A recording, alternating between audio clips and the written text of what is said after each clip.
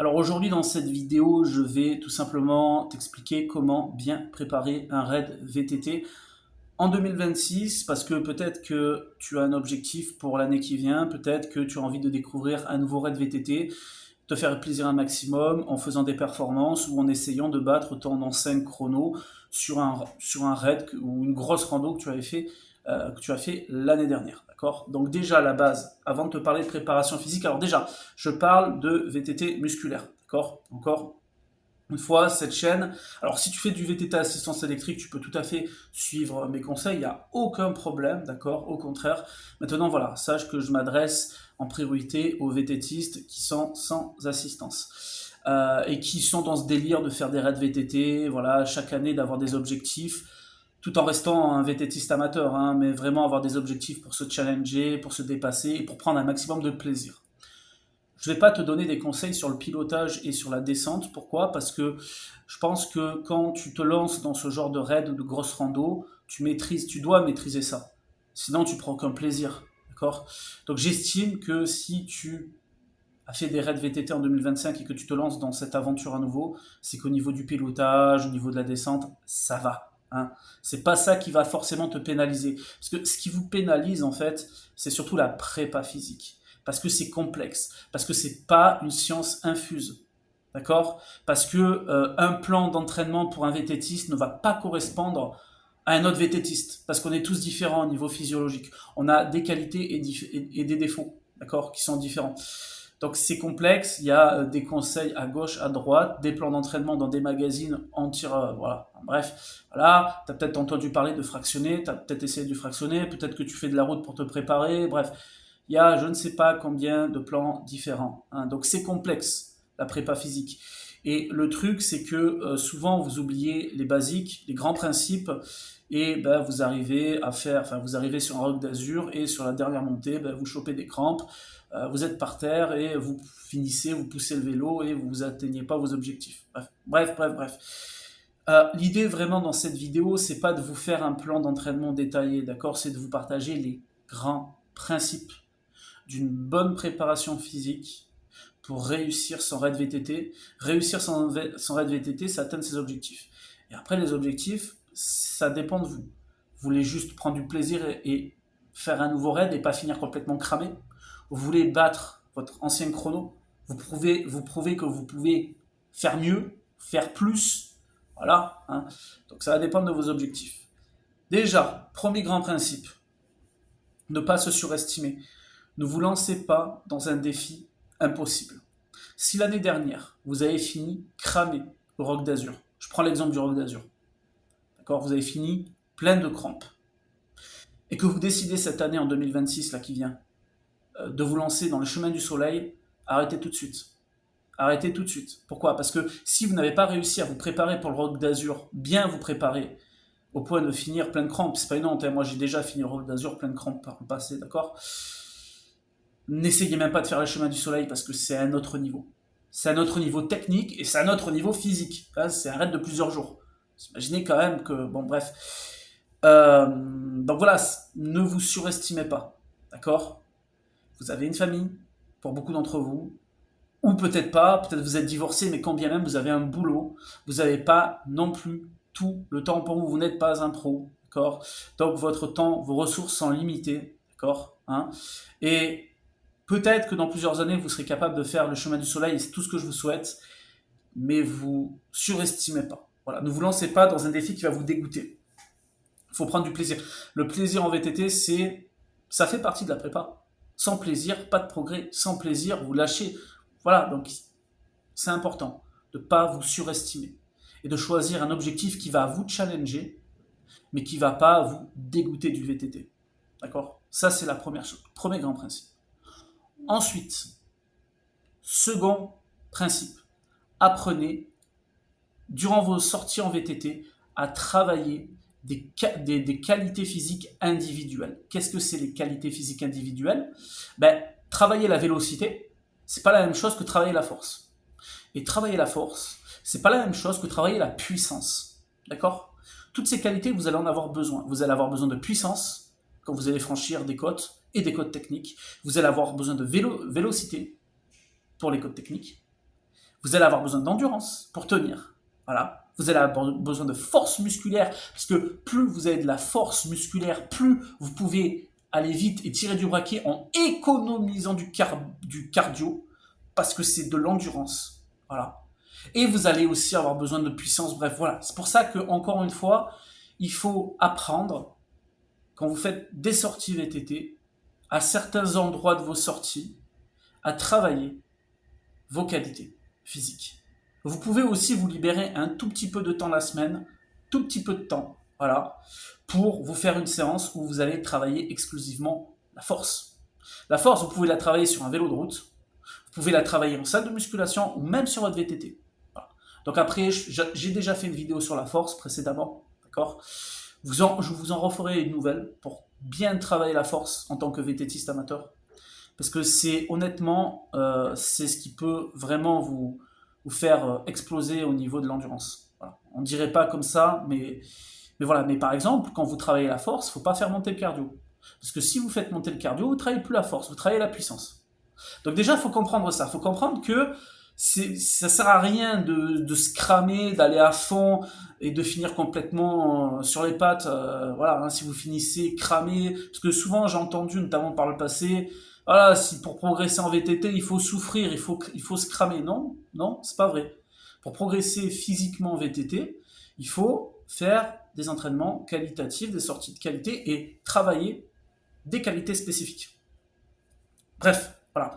Vous avez la vélocité, la force, la puissance, l'endurance et on va dire, je vais dire le VO2 max en parlant du fractionné. VO2 max fractionné. Je vous expliquerai plus tard. Je pense que vous avez déjà entendu ce terme. Voilà. Ensuite, ça c'est la prépa physique. Après, il y a tout ce qui va être alimentation. Ah ouais. Mais attention, on va couper la poire en deux. Il y a l'alimentation avant, c'est-à-dire en dehors du VTT, pour pas prendre du poids, voilà. Et il y a l'alimentation pendant vos sorties en VTT et après vos sorties. C'est tout un sujet que je vais évidemment partager avec vous sur cette chaîne. D'accord. Mais en tant que VTTiste, votre premier ennemi, c'est votre poids. D'accord.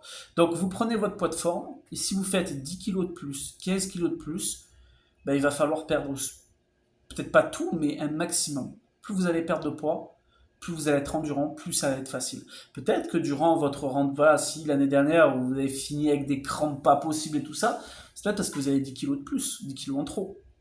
Eh oui, voilà.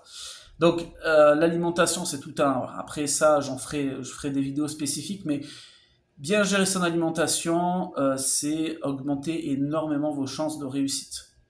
Parce que même, pareil, surtout, parce que si vous négligez l'alimentation pendant le raid, parce que on est tous différents. Il y a des vététistes qui vont supporter plus le sucre, d'autres qui vont supporter plus le gras, d'autres s'ils commencent à manger du fromage et du saucisson ravito, ils vont avoir mal au bide, etc.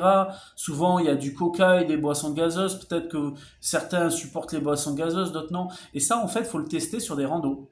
Vous faites des randos VTT, ça, on va en parler. Hein. Mais les randos VTT, ce sont des tests. Vous allez tester, vous allez vous alimenter d'une certaine façon.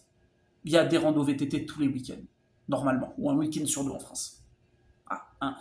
Donc, ou alors vous testez, vous faites une sortie VTT et vous vous alimentez de telle ou telle façon, et vous voyez comment vous gérez les choses.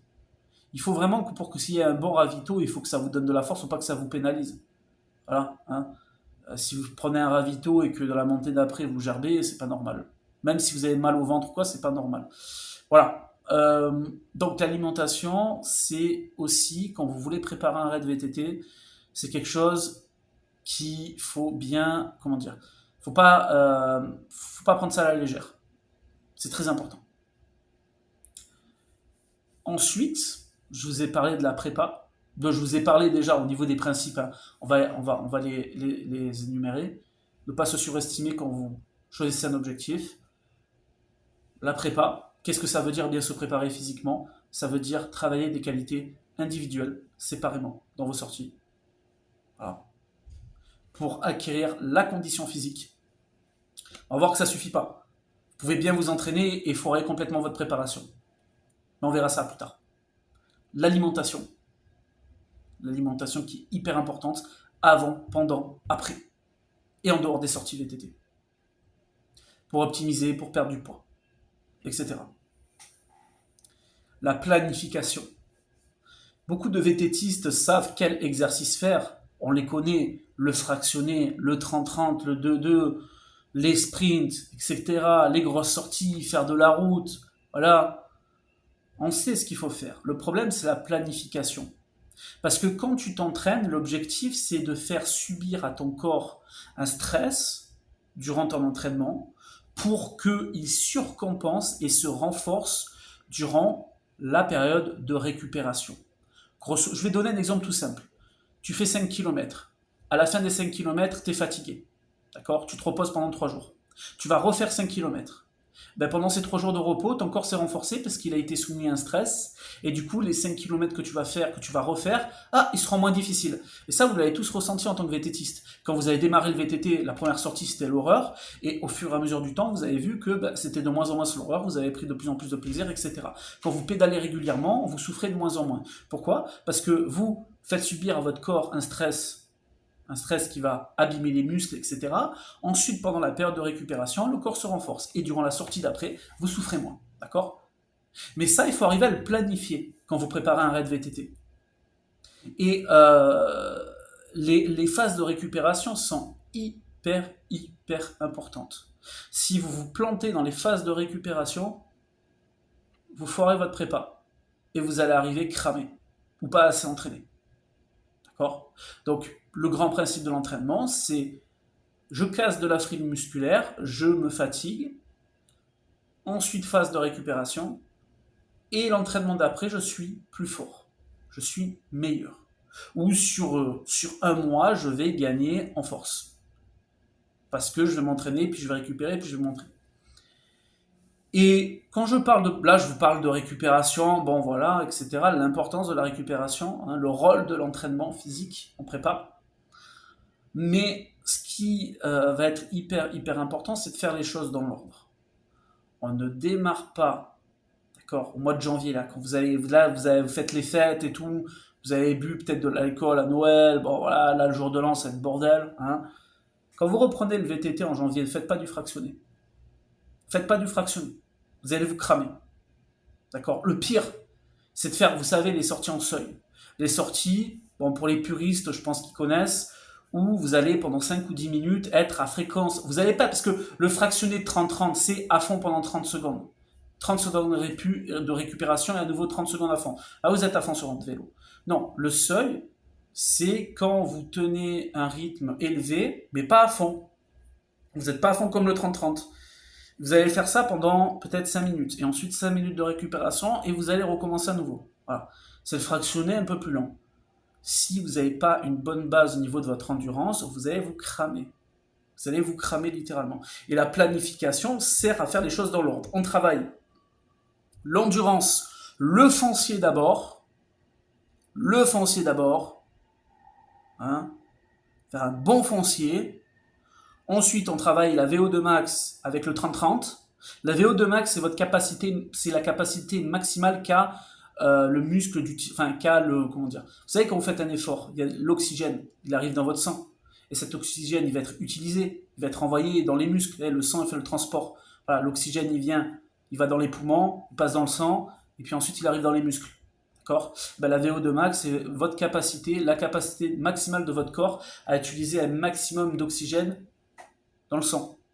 Parce que le sang ne va pas pouvoir prendre une quantité illimitée d'oxygène. Vous êtes d'accord ? Quand vous respirez, ça passe dans les poumons, il n'y a qu'une petite partie qui va dans le sang. D'accord ? Plus vous avez une grosse VO2 max, plus votre corps vos muscles vont utiliser d'oxygène. Eh oui. Et du coup, plus vous êtes performant. Ce qui explique qu'un Julien Absalon, il est devenu champion du monde de VTT olympique et que les autres, ils pourront jamais faire ce genre de performance parce que c'est des VTTistes amateurs. C'est la génétique. Bref, mais vous pouvez améliorer ça avec l'entraînement, mais vous pourrez jamais arriver au niveau d'Absalon. C'est ça que je voulais dire, c'est qu'il y a des déterminismes génétiques. Bref, je vais continuer. Donc, endurance de base. Force, endurance. foncier. VO2 max, 30-30. Seuil, fractionné long. Retenez cette logique. Retenez cette logique. Moi, c'est une logique que j'ai utilisée quand j'ai préparé, notamment quand j'avais préparé un Roc d'Azur 2016, alors que je revenais voilà, de blessures, de problèmes, de pépins. J'ai eu 3 mois pour me préparer et je partais de quasiment zéro, hein, honnêtement. Après, je me suis préparé en altitude, donc peut-être que ça change un peu parce qu'à l'époque, j'étais sur Vars. Et j'ai suivi cette logique. J'ai suivi cette logique. 1 mois de foncier, 1 mois de fractionné court et 1 mois de seuil. J'ai pas fait une performance extraordinaire au Roc d'Azur. Par contre, j'ai fini sans les crampes. J'ai fini sans les crampes, ce qui était une première. Hein. Une première. Parce que les Rocs d'Azur que je faisais avant, parce que j'ai fait le Roc d'Azur, alors il faut que je me souvienne, alors je l'ai fait en 2009. Alors en 2008, j'ai fait la section junior. Mais en 2009, je l'ai fait en 2009, je l'ai fait en 2011, je l'ai fait en 2012. J'ai fait en 2012, voilà. Les 3 fois où je l'ai fait, voilà, 2009, 2011, 2012, je finissais avec les crampes. C'est après là, vous savez, après la grosse montée, il y a une montée, avant il y avait une montée en béton, bref, voilà. Et je suivais pas de plan d'entraînement, je faisais tout à l'arrache, etc. Du moment où j'ai suivi une planification, j'ai pas fait des perfs extraordinaires, voilà, moi avec mes capacités que j'avais, bon à l'époque, hein, que j'ai toujours capacité, voilà, donc enfin, je suis pas un vététiste élite hein, au niveau préparation physique et j'aurai jamais le niveau d'Absalon, de Nino Shorter ou quoi que ce soit. Mais pour mon petit niveau à moi, finir le Roc d'Azur sans les crampes, c'est énorme. Bref, passons.